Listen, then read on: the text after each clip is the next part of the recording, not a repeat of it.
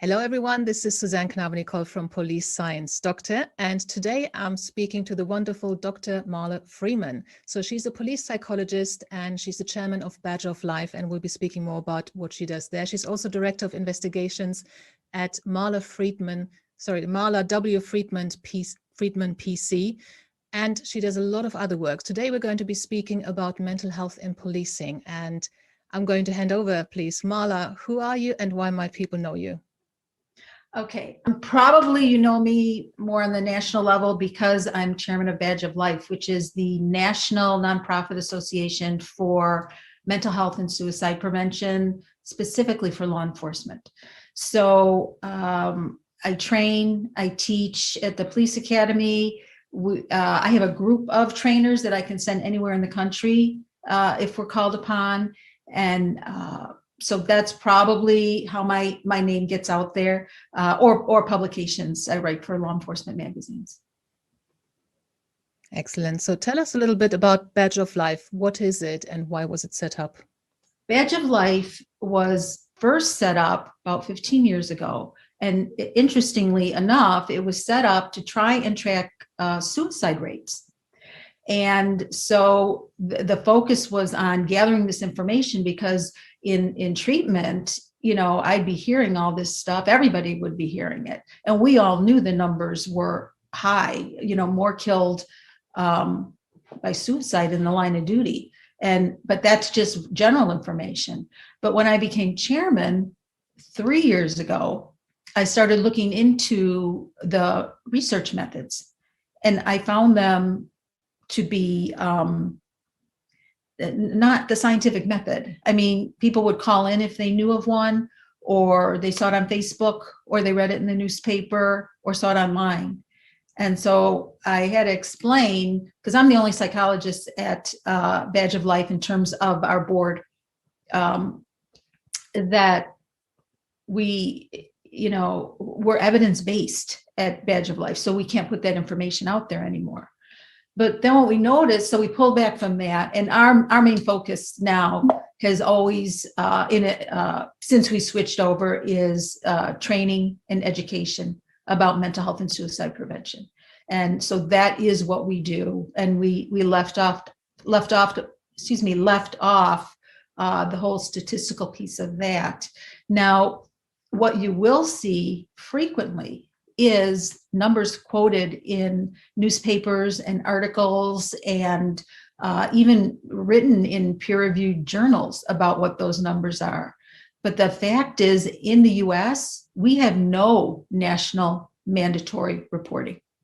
All reporting is voluntary, which means that if a family does not want to have suicide on their loved one's death certificate, they'll literally go to the ME, the medical examiner. They won't always change it. And some people are fearful that they won't be able to be buried in sacred ground. And very often, if it's a suicide, the spouse loses their benefits immediately, health insurance, everything gone. So a lot of chiefs just do not report for a lot of reasons.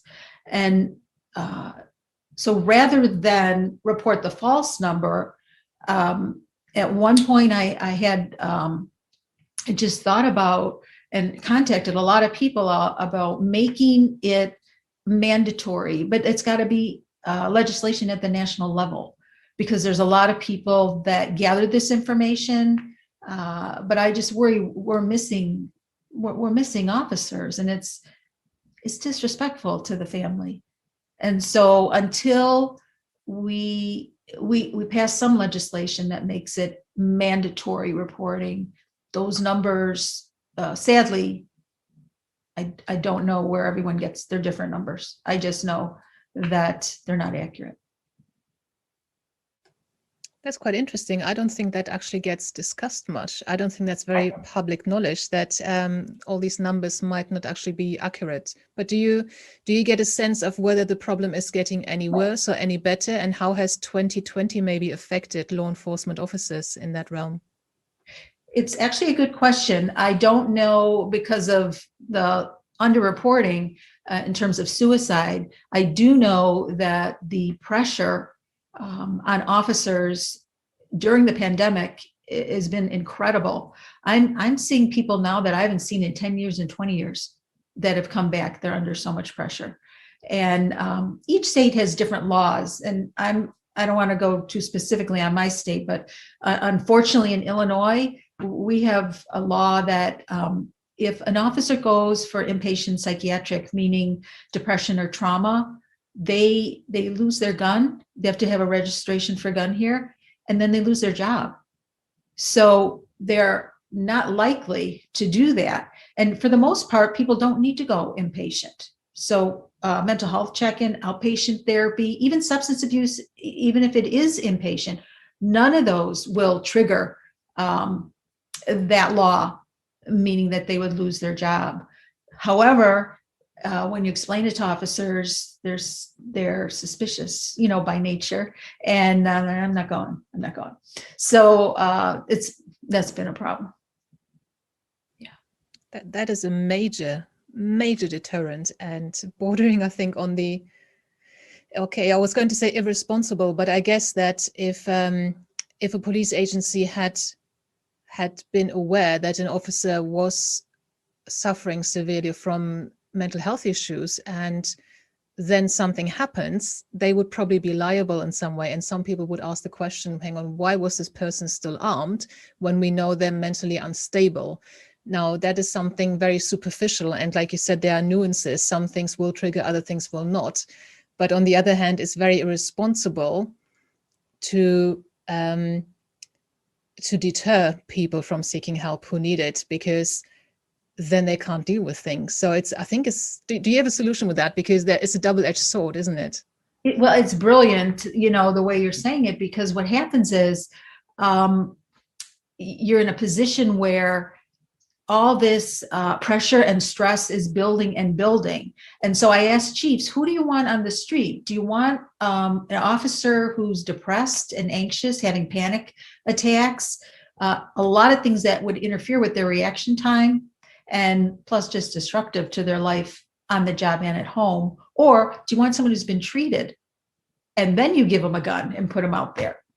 And yet the stigma is still so great. I don't know how it is, in England, but in the US, we're very Puritan, and it's just still stuck. And so when we talk about the mental health check-in, we'll talk a little bit more about, breaking the stigma. I think there is a big difference between the US and the UK in that there is still a stigma, but it's getting a lot better. We're talking a lot more and in more productive ways about mental health. But we don't have many armed officers. So we have, the system is different. We have 43 regional geographical police agencies in England and Wales, plus one Police Scotland in Scotland. And there are only specially trained armed response officers who actually have guns. Everyone else doesn't. They have CS spray, they have their batons, they have torches, and because it's a different policing culture, and because the population also is nowhere near as armed as they are in the US. I would love to see an American officer coming over here, getting a uniform as an exchange project and having a panic attack because they're feeling naked without their gun. But so that's different. So we don't actually have many armed officers. They get called out for specialist incidents, and so that's one thing. And I'm not aware that being in treatment in any way prevents you automatically from fulfilling any role. I may be wrong, but I'm just not aware of that being the case, which is obviously good, because we want to encourage treatment, because we know, so one statistic that came up from some research from Cambridge was that police officers are 5 times as likely to suffer from PTSD as the normal member of the public. And also 1 in 5 police officers already has symptoms of PTSD, but doesn't necessarily realize that it is PTSD, what they're experiencing. Yeah, you're correct. And you have to remember that the laws are different in every state. So there are some states where they can go in for treatment and still maintain their job. The other piece is going over to England. That would be difficult. It's what we call don't bring a knife to a gunfight. So a lot of different issues, but stigma is lightening a little bit. I notice I teach at the police academy, the younger ones, they're more open. I mean, they'll ask questions in class, whereas when I teach field training officers, they've already been on the job a number of years. They're not raising their hand. They're not offering information about their lives. But the young ones, they don't know yet. And they're saying, hey, my husband's got that disorder or this, it's kind of a pleasure, to have the young ones in there, but it changes over time because soon as they get in the car with their field training officer, the FTO is who teaches them how to be a cop. And that's why I like to go on the FTO level, because then I can tell them, when you get your probation or your rookie in the car, here's what I want you to do. Here's some actual sentences to use so that it's okay if they're upset seeing a dead body. The whole old school was suck it up, kid. That's it. And that was obviously not working well. So I just go very heavy on the kinds of things to say. And if they're not sure, then I talk about that with them. And it's interesting because I hang out with them on break and just make them comfortable with a psychologist, because a lot of them are already, nervous about what is that and why is she here and what are we doing? And then in a week or 2 weeks or 3 weeks or a month, then they'll call me. Hey, listen, can I come in and talk about something? So then I feel good, because I know then it hit home that I got to them. And so we're seeing that more and more. And I'm thrilled. I'm thrilled to see the change, to be here, to see that change over. And, very shortly, we have a lot of people that are aging out and retiring. So we will have new forces, in a decade, it'll look totally different than it does now. That's quite interesting. So it might be a different culture and a different demographic coming into the police that perhaps is a lot more aware of mental health, well-being, a lot more open-minded, knows more about work-life balance. And we all know people nowadays don't go into a job anymore expecting to stay in it for 30 years and then retire. They're going to be doing different jobs, gathering different life experiences. And so maybe if we can't change the older settled officers, like you say, they're retiring at some point, and maybe the culture will change with younger people coming in. Now, you mentioned earlier that a Badger of Life does training. Whom do you train and in what? We train actually anyone who calls us. So somebody may call from a department within Illinois, or anywhere in the nation, and just say, could you put a program together for us? Or we need help with peer support. How does that work? Or can you put a mental health program together? We individualize. So some people want us out there for an hour, some want us out there for 2 days. And my feeling is whatever you invite us to do, we will do. We will help you. And, there's departments that have, 14,000 versus a department that is 30. And most departments in the country have less than 15 officers on board. So it's a lot of variety. And I have trainers here in Illinois, but then I have them in other states as well. So I can kind of launch them from there. In the beginning, I was the only trainer. So it was getting overwhelming, and so finally when I became chairman, I thought I'm going to start vetting, and get some new people in here that can train, because some people aren't comfortable in public, or speaking in public, or they're not that engaging. And I didn't want anyone to stand at the lectern and just talk. No, you have to, I kind of work the room. So that's what I look for. And in addition, over all these years, probably the last 10, I've been working on a list of vetted mental health providers that can work with law enforcement specifically, because the culture is very specific. So, and that's mostly in Illinois, but we have surrounding states, and we've expanded somewhat to anywhere in the country. If I know someone, because I'm in a lot of national associations, I know someone's good, I go, can I put you on the list? And especially now with telehealth, it's giving us a lot more flexibility, because I'm licensed in Illinois and Michigan here, which means I can provide treatment in either state. I can train in any state, but I can only provide treatment in those 2 states.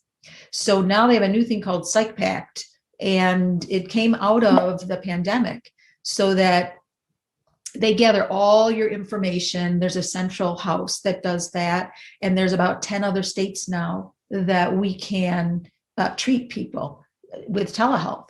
So if you need a specialist in law enforcement, so it gives a lot more leeway and really expands on that group. And there's a lot of us that have vetted lists, and all of us we all know each other, that train and share information up and back, and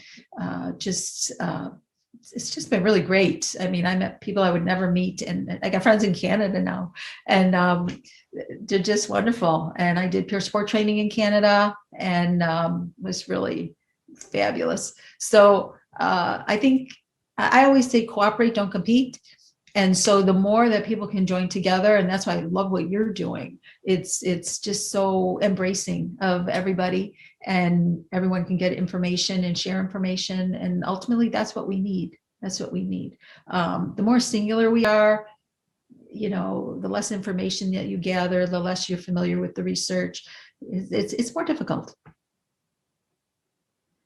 So you're really attacking the problem from two different sides, aren't you? You're doing preventative training to officers being asked by the agency to come in before things go wrong, but you're also treating people one-on-one who already have problems. Can you tell us a little bit about what do you think is the best way of preventing or dealing with mental health problems in law enforcement? What is your recipe for keeping people healthy and well?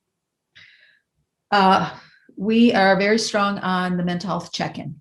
So this means that the department has to, break through that stigma, and the chief has to say, we have a mandatory mental health check-in, meaning every year, well, once a year at least, you go and see a vetted provider, and you can talk about whatever you want.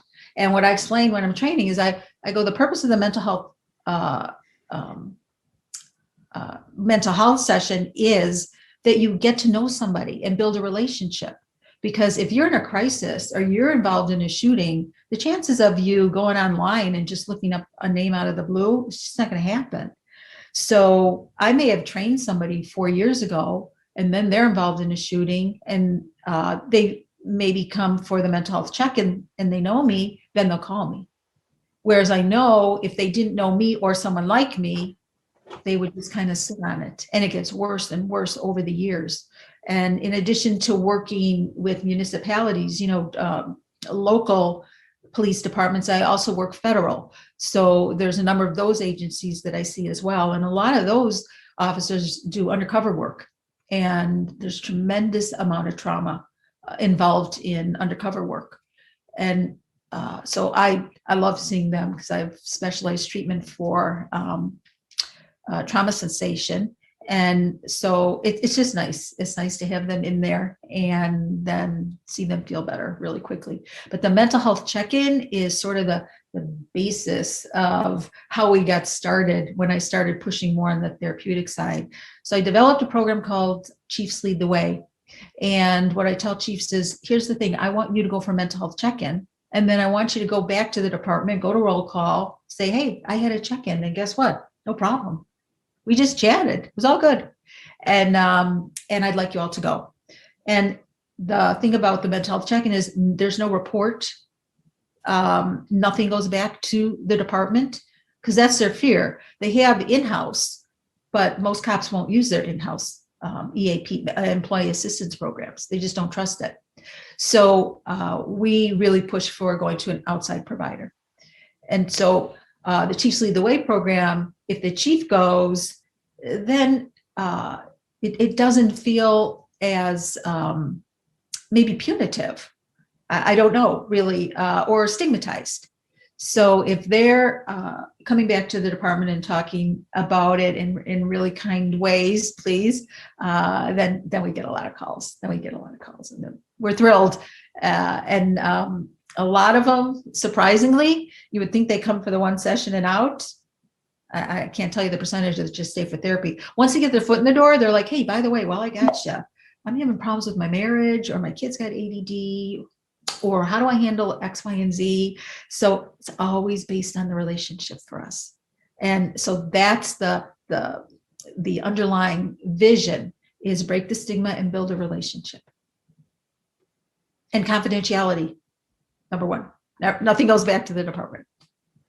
And then so obviously one great benefit of you coming into police agencies and doing some training is that you're normalizing the experience, like you say, of them speaking and having exposure to a psychologist, and they're not being scanned up and down and analyzed and judged, which is sometimes people think that's what happens when you study psychology, you just go around analyzing people. I know. And then if something does come up, they might be more comfortable, and they already have someone in mind if they do want to speak to someone. What are the best ways in those sessions when you have a captive audience? What is the best way of equipping people with tools to maybe use in the future that they can take with them and remember over the years, so that they're better equipped with some extra resilience? It's a perfect question, because here's what I tell them. I'm going to help you build a toolbox, because I don't want you dependent on me. I want you to be able to use the following skills. So I teach them, really, it's so cool. Tom Bunn wrote a book. You might want to look it up called Panic Free. And he teaches how to release oxytocin at will, which is the natural relaxant. Cops are used to cortisol and adrenaline, just burning up their systems. So I teach them how to release oxytocin at will. I teach them distraction exercises. I also find relaxation. Some want it on tape. Some I just teach and they're able to do. I send them for meditation. The system is hyper aroused. And so the more control we can get over that, and the more the officer has control over that, the more comfortable and the more powerful they feel. And so all that goes into it. Now, if they have something more serious, then I have specialized training in prolonged exposure. And that was developed by Edna Foa, who's just a genius, probably the top person in anxiety in the country, probably in the world. She developed prolonged exposure for the military. And I was just so lucky, I don't know now, probably maybe 10, 12 years ago, and took the training, which was very strict, because they were also doing research on the training. So I'll be honest with you, I was shocked how well it worked. I had officers and federal agents that came in who had trauma for 6 years, 8 years, 10 years more, and they just lived with it. They didn't sleep. They were couldn't eat, or overate, or smoked, drank, became alcoholics, substance abusers, gamblers, you name it. All the things that happen when you don't deal with what's going on in here. People don't realize what that is. So I'd have them in, I'd explain what prolonged exposure is. And what I'll do is I'll send you the article. I have a published article on it that's very specific. And in some of my articles, I write it in dialogue form. So they'll see exactly what I would say and what they will say. And then they are more comfortable. Sometimes they call me and say, hey, I saw your article. Could you do that with me? So here's my shock. All right. It takes maybe a week to 10 days. And I was thinking, well, this can't be possible, because in school, they always told us never say cure. Okay.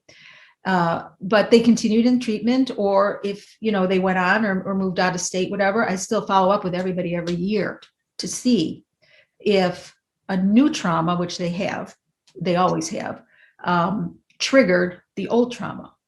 And it did not. So I was just shocked and pleased. And there are a number, like I said, we just do evidence-based treatment. So some of my trainers are police psychologists as well, and they use EMDR and other techniques. There's about 4 of them that have research behind them. The other piece is medication, and a lot of officers don't know they can be on medication. There's some medications they can't be on, anything that interferes with reaction time that would put themselves or the public in danger. But if they're suffering from depression, anxiety, panic disorder, which is typically the presentation, there's great medication for that they can be on. And they usually, I don't know, do a dance and kind of fight up and back for months before they go, okay, I'll try. And just start out real low. I'm conservative, so start out real low. I don't prescribe. I have a psychiatrist who my cops love, and mostly they don't like the psychiatrist, but I found this guy and was wonderful. And I just said, can I teach you about cop culture? I need someone as a place to send my guys and gals. And he said, yeah. So they go to him for the medication. And once they get regulated on that, they're always kind of surprised, like, why did I go so long? I felt so bad for so long. I didn't even tell my spouse I was having panic attacks. And then this stuff is incredible. And I said, the advantage is the newer antidepressants, they're not addictive. So I'd rather you do this than drink or use drugs or do any of these other things. Okay, this you can keep your job with and you'll be able to function. And once you learn all of the anxiety management skills, well, then you're ready to go. And so that's the best part of it. And I wish in every police academy, they'd have someone in right in the beginning, teach them all of it, so that they enter their career with those in their bag. Because I always say, I don't want you dependent on me, that you have to, if you have a problem, you have to call me and come in to fix that piece. Now, they know they can call me 24/7 anytime, and they do, but it's something short. But I want them to feel empowered, that they own these skills, because frankly, we should all have them. Look what's going on now. I mean, I'm seeing people again that I hadn't seen in so long, based on the pandemic. Imagine someone who was agoraphobic and I treated 10 years ago, 15 years ago, and now they're given permission to stay home. So we got to talk about that, because then sometimes they get a little fearful about going out again. It's been over a year. Some of them haven't been out or have only gone to the store. So we have, it's a little bit off the topic of cops, but just generally speaking, a practice so that we can get them out every day, even if they don't see people, so that we don't redevelop some of those things. You mentioned something very interesting there, which I think may be a little bit unique to policing, in that, I think probably the first cases of PTSD, post-traumatic stress disorder, were known from war veterans, people who have been to war and have come away with horrible symptoms that lasted for years and years. The reason why they lasted is because they weren't diagnosed and treated. Now, many of these people have left the army, but with our police officers, they carry on with their job. So because you mentioned, there was an original trauma, but there's always going to be new traumas, to varying extents. So, you might see, I don't know, one of the worst things, their child, or, horrific car accident, or you might be in a shootout, and there will always be, I don't want to scare anyone, but, there will be other occasions that could potentially have traumatic influences on you. And then if you just let them pile up, what do you expect is going to happen with that? And I'm just talking, I'm not judging individual officers, but I think agencies just need to realize that, and what you say is really good, that, as soon as they come to police academy, let's give them those tools. Let them learn about how to handle stress. Let them learn about how to build up resilience. Let them learn about how important it is to communicate with other people about what you've just experienced, and that it's healthy and it's not a sign of weakness. And, like you said earlier, it's not a suck it up and move on, this is how it is culture anymore.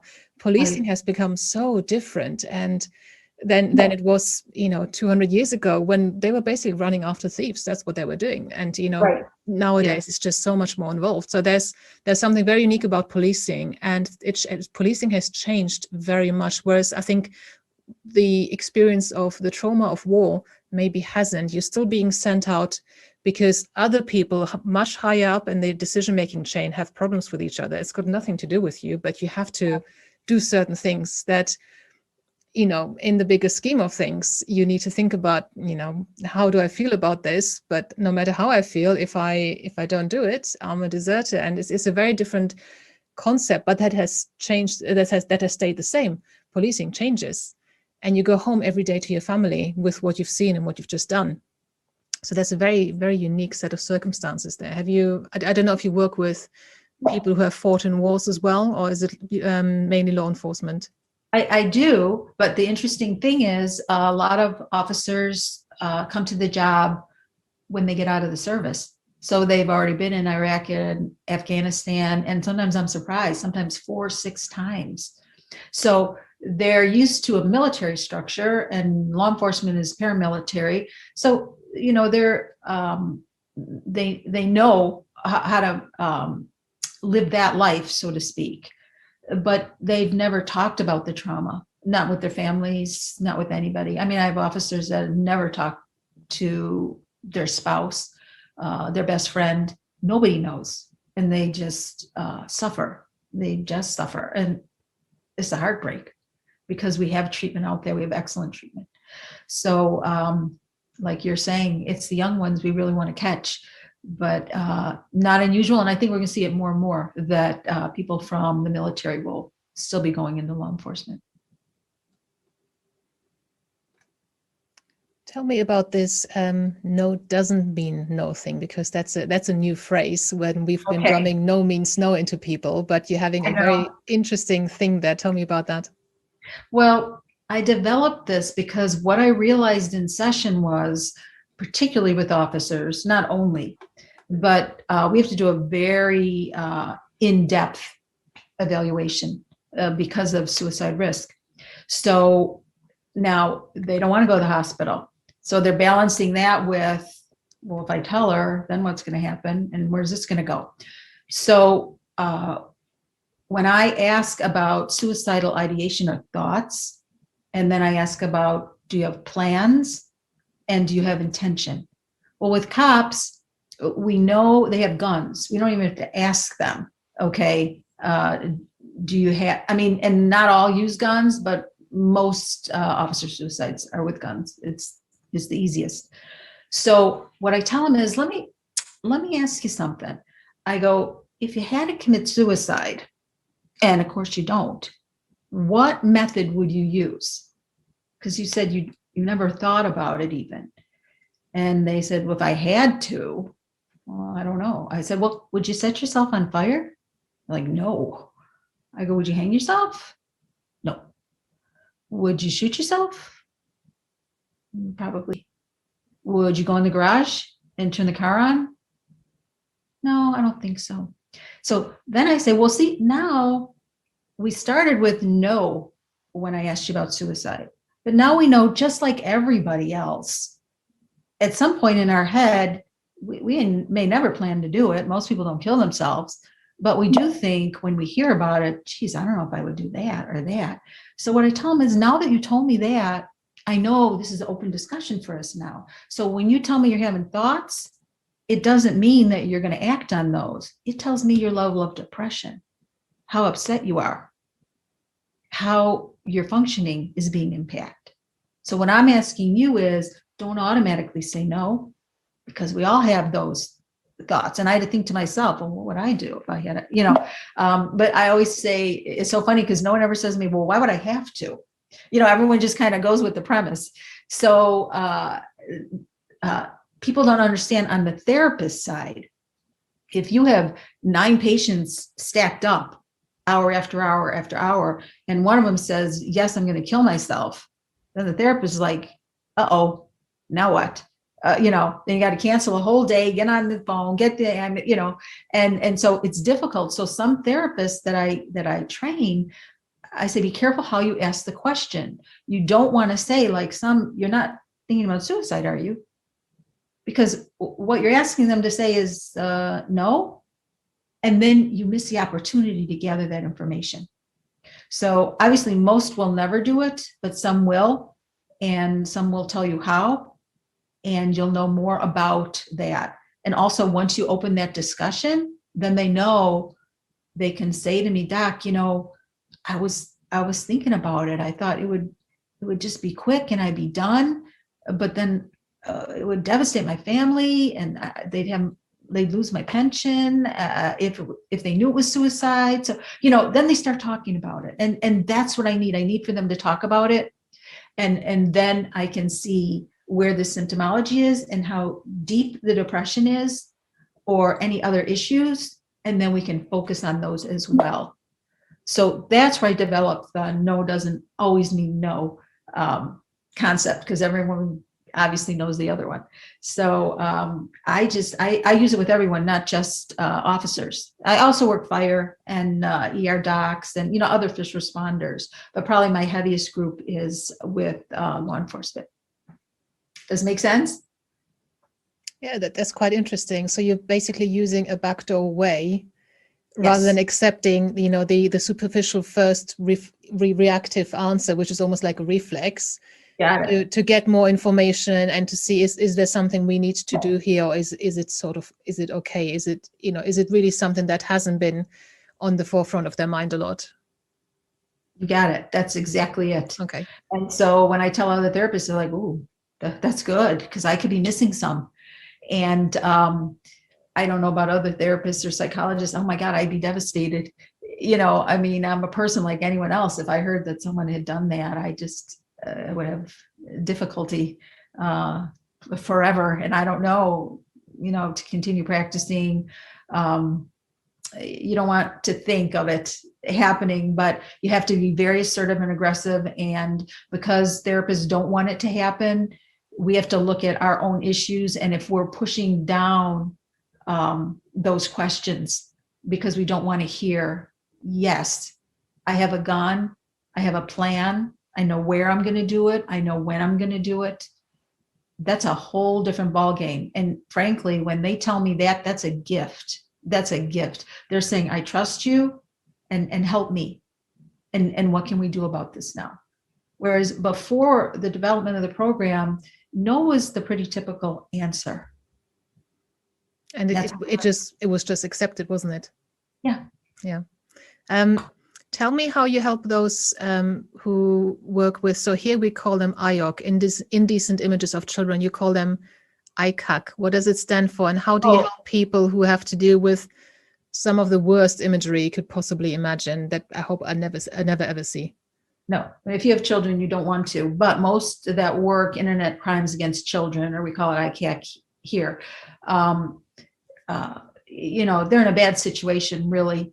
Most of them in smaller departments are stuck with the job, because my thing is, you can do 2 years if you can handle that and then out. And some of them are on there 6 years, 9 years. I go, can I talk to your chief? And they say, I talked to my chief. And the chief said, look, you're good at it and we don't have anyone else. So that's your detail. And that's super difficult to know that. So what I've come up with are some ways for them to manage some of the imagery. So imagine looking, like you said, you're seeing videos of the worst a human could do to another human, and that human's a child. And if they have children, it's devastating. So they have to find some way to defend themselves. So I tell them, when they're looking at that, remember what their job is. It's to identify the victim, the perpetrator, or the location, depending on what piece you don't know. And if the information is so overwhelming, slow it down. Don't watch it in video. Take single shots. Minimize it. Make the picture smaller. Stand away from it. I say, don't fall in. Don't fall in, because then it's difficult to do the job. But what most people don't realize is it interferes with family life. It interferes with their marriage. Imagine them seeing this all day, and to be frank, then when they go to have intercourse with their partner, the images pop in their head, but they never tell their spouse because they don't know what language, how to explain something like that. So they tend to isolate, come in the house, isolate, sit on the couch, drink beer, watch TV, and that just becomes a habit as a way of managing those images. And it's very difficult for those images to go away. So I like to be volunteer. I don't think anyone should be forced to do it. And I like it limited. I also like before they go on the team, for them to sit with somebody, a psychologist, and talk about what it is they're going to see and how they're going to handle it, and learn some skills in how to handle that. But also they need a parachute to pull the string and jump out. To be stuck is really difficult. And it's interesting when I'm training on break, officers will kind of whistle me over and say, "Can I tell you something?" They don't say, "Can I ask you something?" They say, "Can I tell you something?" I go, "Yeah, what?" And they tell me just the horrifying thing that they had seen, that they can't really carry anymore. And then they just say, "Thank you." They just wanted to get it out of their system. And then I go, "Well, call me if you need to." Okay. And we'll work on it. And then in session, there's some other things that we can do, but in the immediate, I have a program called A Sip of Poison, and that's the ICAC program. So what I tell them is, when you finish roll call and everybody goes and gets ready for their assignments, and the ICAC team usually goes in the basement with no windows, just traditionally, it's kind of hidden. Everyone else does what they do, grabs their coffee. I go, but you turn on that video and you're taking a sip of poison, essentially. So then they're like, yes, but people don't understand that. And so that's how we kind of help them do this job. The thing that people do not know, which is so fascinating, in my research about this, is everyone thinks that they don't like their job. But in fact, most of them do. They feel like when they get someone in prison, they are actually saving thousands of lives. If you knew how many predators were out there and how frequently children are being abused by strangers over the internet, family members, I mean, you name it. It's astounding. And if you have children, it's devastatingly frightening. So if they bring up something I haven't heard of, then we talk about that and we find a way to manage it. But they feel really proud that they're taking these guys off the street. When these guys are convicted, they're thrilled. But I also give them some language, because people approach them inappropriately and they'll say, "Well, what do you like watching that stuff?" Or "How come you're doing that detail?" Or "What's wrong with you that you like to look at that?" And it's offensive because they don't like to look at it. They're just looking for the guy who did it. They're just looking for the perpetrator. So I give them some language to respond to those people. And they go, "Well, thanks," and write down some sentences that back those people off, because you can't really explain to a citizen, or even sometimes someone in another department, what the experience is like. But like I said, I like them to be able to leave when they're ready to leave and do another detail. So like I said, it depends on the department and how much they understand it. And just grateful they exist. I don't know if you have this in England, but here you can choose any town or city, and you can put it in the computer and you can look for every registered sex offender that lives near you. And I would actually recommend that you do that. They're not just pedophiles. I mean, they're rapists, you name it, any kind of sexual crime. The numbers you'd be shocked and sickened to know how many and how close they are to your house. So it's I don't know. I'm impressed that they can do this. They're just outstanding officers. And frankly, most of the officers I work with are just outstanding. And my concerns about not having treatment, not having somewhere to go, not having tools or a toolbox means that their life will be shortened, that they'll have problems with alcohol. There's 35% increased risk of cardiac problems with officers. I mean, they eat poorly, they eat fast food. There's just a lot of re-education that has to go into it. And what I notice now when I'm training the FTOs is some on break, they'll, you see they're bringing in the fast food or whatever, but the other ones, they bring the food with them and they have fruits and vegetables and, you're doing good. So it's not I still have my cops that eat donuts, don't get me wrong, that's part of the culture. So, but in terms of ICAC, please salute these people. They're just outstanding. And a lot of trauma is actually caused by seeing a dead child or a child being hurt. And so it's not atypical for that to be the presenting problem when they come in. Now, Dr. Ann Bisick is a woman in California. She's the national expert in child death. And while that's a difficult place to put your interest and energies, she's helped us all so much in the kinds of information that she gives us to help. But don't be surprised if that's the presenting problem, is seeing a child hurt or injured. It's interesting when you were describing the some of the techniques you're recommending to those officers who have to view those images and videos, the slowing down and decreasing the size, that remind me a little bit of neurolinguistic programming. Does it have anything to do with that at all? Well, I was trained in that, but I didn't think about that at the time. I just knew that we're going to have to do something different. The other thing I tell them is, if you're watching the video, turn off the audio. Then listen to the audio and turn off the video, because the whole thing at one time is really overwhelming, and it's easier to get the information if you split it in half. And so they report back, you know what, that is a little bit easier. I mean, it's still not good news. So every time they tell me something, I go, okay, I'm adding it to the program. Thanks. Because they're on board. They're there. And no one knows better than they do. They're the experts. My cops are the experts. They're fabulous. If you could wave a magic wand to make one change in policing and law enforcement, what would that change be? Well, it's interesting because we have this movement now called defund the police. And I'm like, what? The police were never funded. Okay. I've done so many ride-alongs where like the seatbelt doesn't work and the door's falling off. And I'm like, I don't know what you're talking about.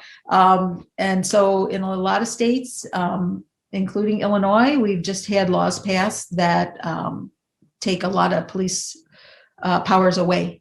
So I actually have officers leaving the state in large numbers. However, I think that that's going to transfer into other states as well, because the cop culture is so negative and people look at what one officer does. I mean, you have bad accountants, you got bad teachers, you got in every field. But in policing, it's on the news and it's not good. And we admit that we have those bad ones.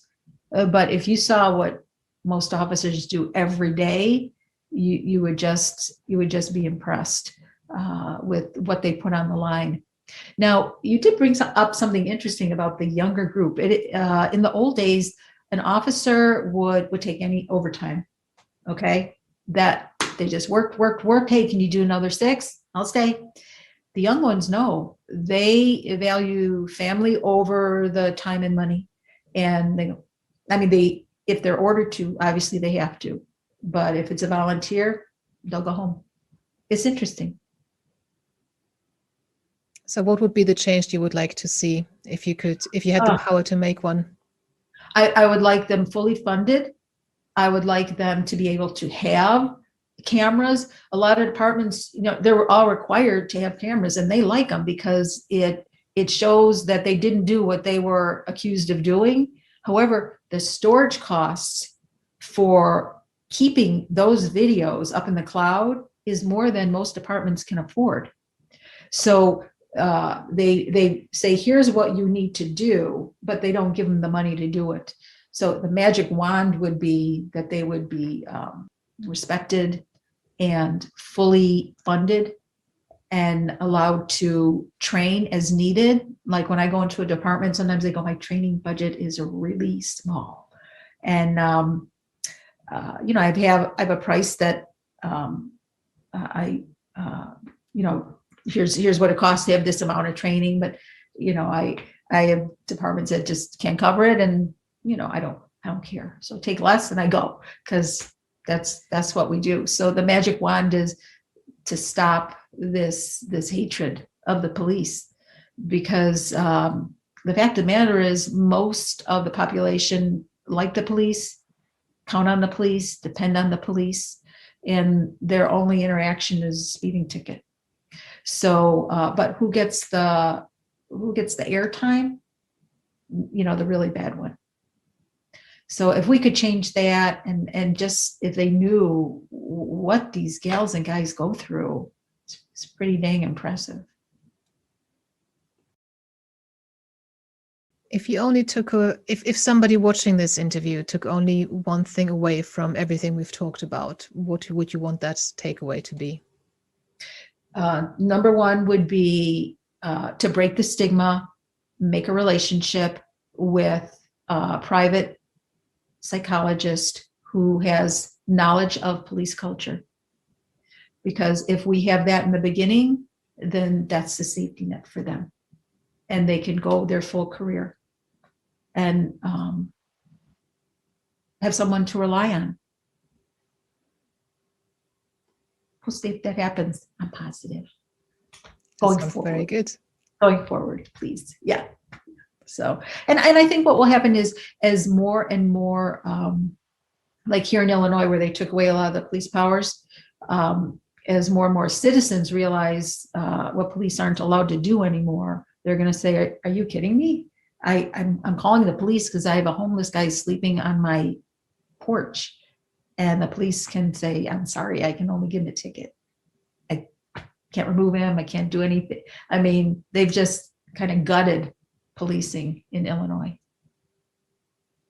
And I hope not where you are, but some of that is spreading to other towns. Because you have to remember, police departments are funded by the village or the city, and they don't see the police as added value, so to speak, because they don't produce income. So they don't want to give them more money or more tax money that they're bringing in. They want to use that for something else. But I want people to see what it's going to be like without the police, and it's going to be really scary. So I'm hoping that as the months go by, this just passed recently in July, a lot of it goes into effect, that citizens will really say, we want the police back. That is a really big problem, how you evaluate policing, because it can't be just crime solved, because that would encourage and from the top down put pressure on officers to record crimes in a way that are going to be easier to resolve than others. It might discourage reporting, and not because people want to falsify records or anything. It's just if the amount you get from the state or the government, or here it's the council tax of each county, if you measure policing by how many crimes are recorded, you're putting pressure on the police to record crimes. If it's down to how many crimes are not recorded, you're putting pressure on the police not to record crime. Sometimes the way to crime recording is done changes, and all of a sudden it seems there's a rise or a drop in something when actually nothing has really changed. Right. How do you evaluate something to show that it's worked because it hasn't happened? So how do you evaluate prevented crime? Now, counterterrorism units are usually pretty well funded, and there's not much to show for it, but that's a good thing.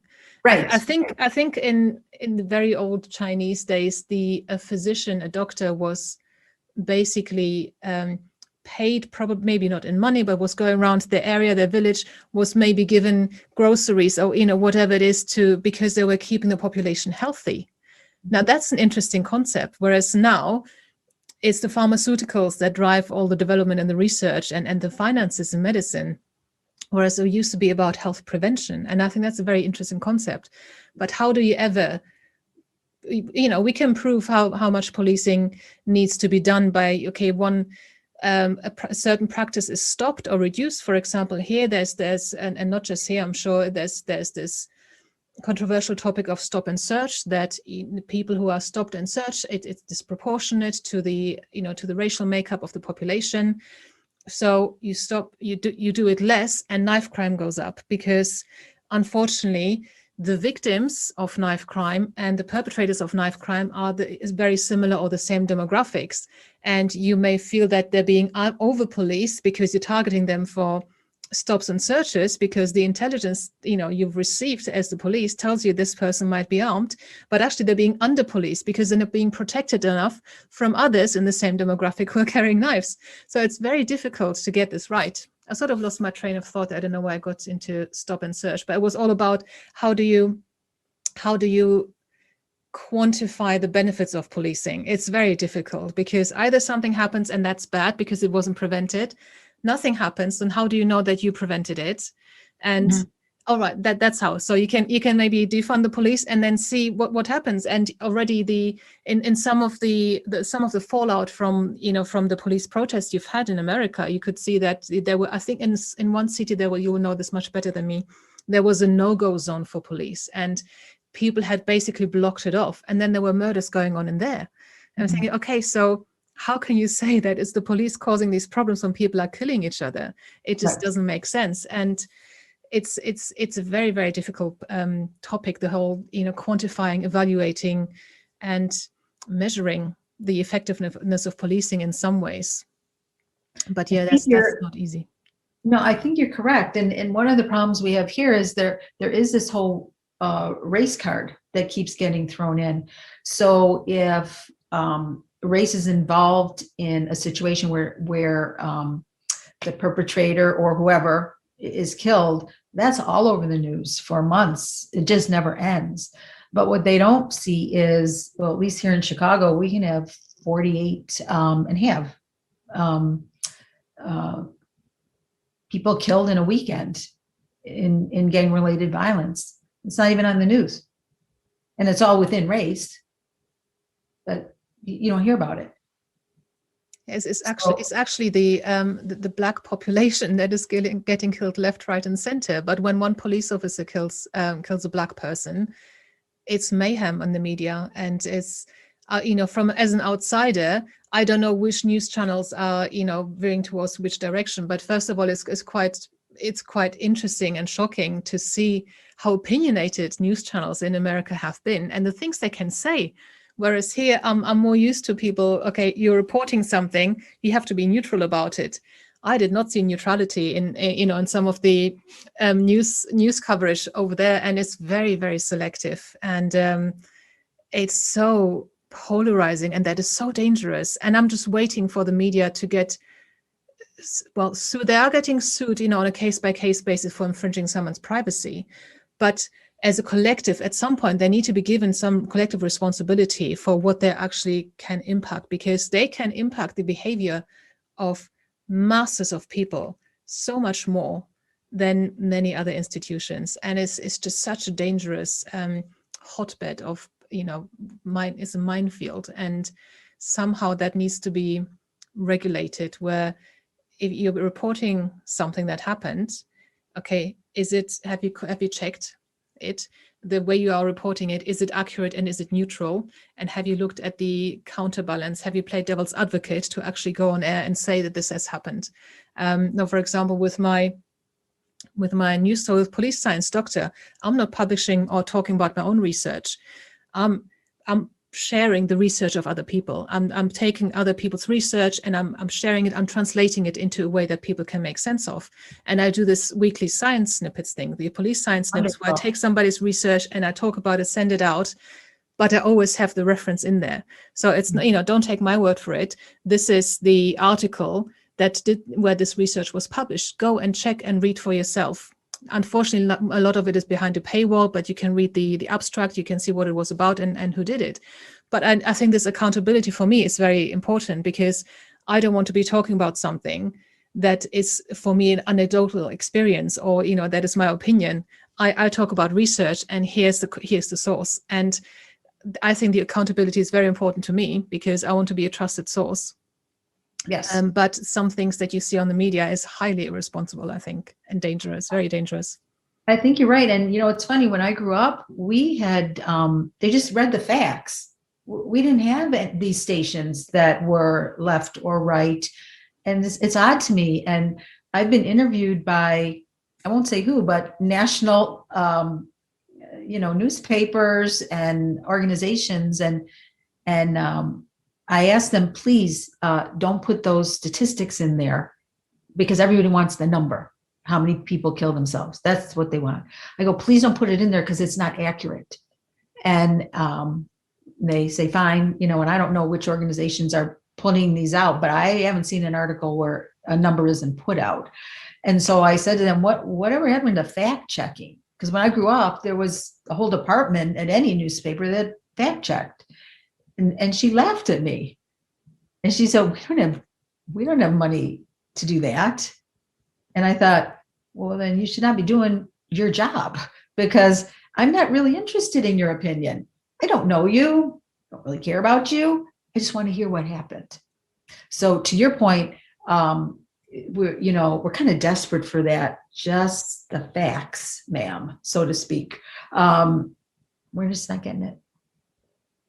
Well, if you don't have money for it, get someone to do work experience, get it grad students to do a summer job or an intern, because it would be fantastic experience if you can put that on your CV, on your resume, I think you call it, that you spent a summer at a newspaper being a fact checker. That's fantastic work experience. And you don't have to pay them that much, but it's important. I don't think people should be allowed to be blasting out news without actually having checked them. That seems very, I don't either. Very dangerous. I don't either. And I think it's happening more and more. And we don't have enough money, to me, was not an acceptable reason. Okay. So then you limit what you say, and then people will trust you.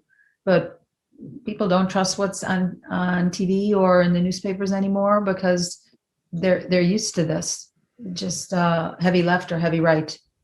We don't have a lot of just facts. But yeah, I appreciate so much you bringing up all these topics, because so many people just are not familiar with the mental health side of officers. Okay. And so, of course, everywhere I go, I talk about it, and my training team talks about it, and the board talks about it, but we're just us. So I just appreciate the opportunity so much. And I love what you're doing, making information that the public normally would not see, not read, or understand, because it's clinical or research based, statistical, and then you present this, and wow, you're the first kid on the block. Excellent. Thank you. Well, I'm really glad that you feel it's worthwhile, and it's just something that I think needed to be done, and I could do it. So I'm doing it. Come hell or high water. Been in trouble with employers because of it, but I'm doing it. I'm getting that information out there. There's so many rabbit holes we could go down, and so many interesting topics. And I really enjoyed this interview. And yeah, it was just so full. And I'm getting the feeling it's not going to be my last interview with you, if that's okay. I'd be glad to. Yeah, we could pick any of the topics. I have a lot of programs that I developed. I like to develop. If it's not there, I'll develop it. If I see like there's a little hole here, how could I fix that? Excuse me. So yeah, you got any questions, let me know, and I'm available. Excellent. Thank you. Dr. Marla Friedman, thank you very much for your time. Thank you. Thank you for watching. I hope you found this content useful. You can get access to each episode's transcript with key learning points, timestamps, and references if you get yourself onto my mailing list. Just go to the main website on policesciencedoctor.com, and on the bottom of each page you will find a sign-up form for notifications of new content. Just enter your first name, your preferred email address, and the type of organization you work for. You will not get any spam. This is just for me to let you know about new content and for you to get access to all the transcripts.